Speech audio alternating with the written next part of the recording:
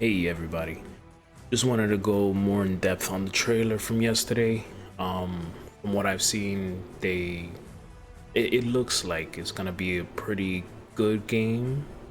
From what I've seen so far, we need to see a little bit more gameplay, but the graphics so far have looked pretty good. The new models they're using have been top notch. Some of the stuff that I had a problem with yesterday, after looking at the trailer a few more times, they don't look that bad. Cause I actually, when I get to that part of the trailer, I'll discuss it more. I'm gonna just go over the trailer one more time, just to point out specific things that I noticed throughout the trailer that just gave me a couple of different vibes.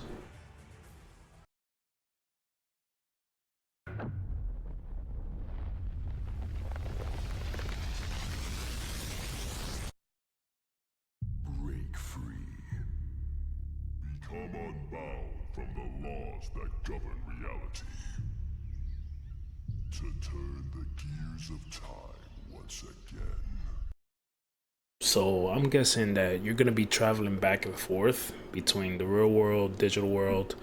At least it's not like in the other story games, Cyber Sleuth specifically, where you just basically get into the internet and that's about it, and everything looked exactly the same. Because the thing is, one of Digimon's strength is that the world looks crazy. It can look crazy. You can have stuff like this where there's houses that don't make sense inside of trees, but that's what gives it that extra bit of what you call it, an extra bit of uniqueness, um and gives it that fantasy vibe.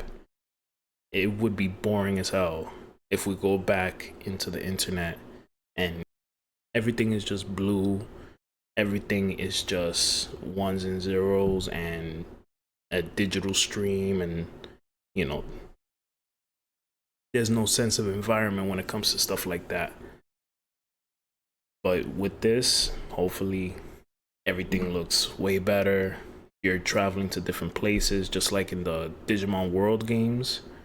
Those were pretty great at creating different environments. But yeah, and later in the trailer is there's beautiful scene of you being underwater, but um, I have something about that I'm iffy about.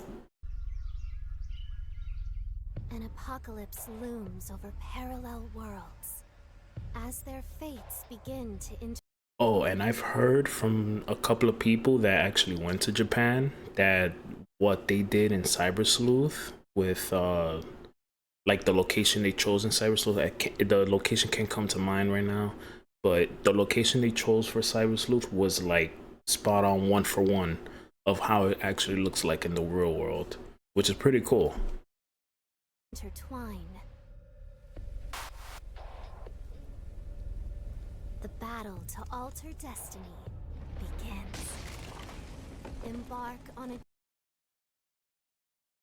journey alongside. I'm not sure which Digimon that is. I think that might be Locomon. Might be. At first I thought it was Cerebusmon. I don't know. Gods, That's heroes, Titamon. and monsters of bygone eras. The anomalies known as Digimon. And then you have a bunch of Kawagamon and Akuamon coming out the portal, as they're always presented as bad Digimon. So you're probably gonna fight a whole bunch of them. And this badass Titamon. And that gun, I don't know what exactly that's supposed to be doing. Um, I don't think they ever used the gun in Cyber Sleuth. So probably it's gonna be something having to do with capturing them, maybe capturing their data or something like that. Since the trailer didn't show anything that showed the human attacking, I'm assuming it's for that, like maybe just to capture the data. Oh, and if you get to ride your own Digimon in here, like, come on, you're already beating Pokemon when it comes to that. Like, come on, dude. And this is the scene I was talking about, that you're underwater. You could see a whole bunch of different Digimon from uh Quellamon, Scorpiomon, Vikemon, Seadramon, uh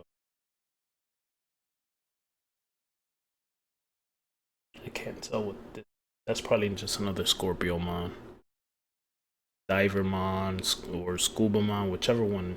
I don't know the specific name. They all look the same. And Waymon that you're riding on. Yeah. But the scenery is nice, but I'm wondering why it shows all of them there. Like I'm thinking that maybe they're like if they might jump into the road and you randomly encounter that. Like if you bump into them, you actually get in a fight. Not sure.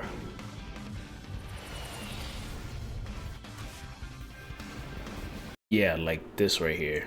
This look like they're just wandering around in the overworld, and if you like send your Digimon to like attack them, you get into a battle or something, which would be pretty cool. Instead of having the random encounter that just goes to a different screen. Seize the future. Yeah, and I'm just hoping that the I saw the same scenery for all three stages. I'm hoping there's really variety of environments because I cannot do blue throughout the whole game again. Seize the future. And the animations, they look beautiful. The models, the 3D models look great too. Story of a bond that transcends time.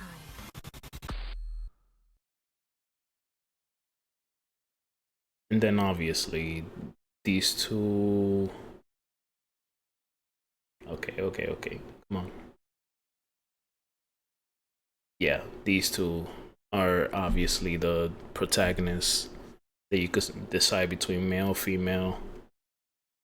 But these three are probably gonna be choices you have as the starters. Um, see, and thankfully they actually did put it there that is available for PS5, Xbox, and Steam. I already wishlisted it on Steam. Um, there's no mention of Switch though. I don't know if it's because they're probably gonna skip the Switch and go to Switch 2. Switch 2 is supposed to come out, I think they said the end of this year or next year. I'm not sure. It might be a year or so before it gets released on that though, with the way Nintendo works. But yeah, the game itself, I'm hoping they drop another trailer soon, like maybe next month or something. But yeah, it's so far it seems really promising. You know, with the graphics, the dubbing especially, like they don't sound like some just generic Fiverr bottom of the mill voice actor that they just asked to read a couple of lines. These people actually sound like, you know, they know what they're doing. They sound like legit voice actors. But yeah, there's not much to run on, but soon I'm gonna be putting up a tier list of every single Digimon game out there that I've played. I think I haven't played. I never got to play Digimon World Redigitize fully. I played a little bit of it, but it's because obviously it never got released over here in America, in the United States. So we needed a translation patch. So I was only able to play a little bit of it. And now that we have a translation patch for it, I'm gonna go ahead and try that out and I'll see. But yeah, soon I'll put up a tier list and I'm thinking to probably try out every single community mod that there is for these games, because there are some that have just made great quality of life changes. Some of them even changed the game completely. for different kinds of games. Like they've made a randomizer for Digimon World Dawn and Dusk. Remember playing that as a kid. They revamped and made a bunch of quality of life changes for the first Digimon World. Even taking in like some stuff that was completely cut out of the game at first and putting it back in. The modding community is just great. They're great for every game. But yeah, I hope you guys enjoyed this. I'll be definitely doing more videos soon, and I'll see you guys soon. Don't forget to like and subscribe. Peace.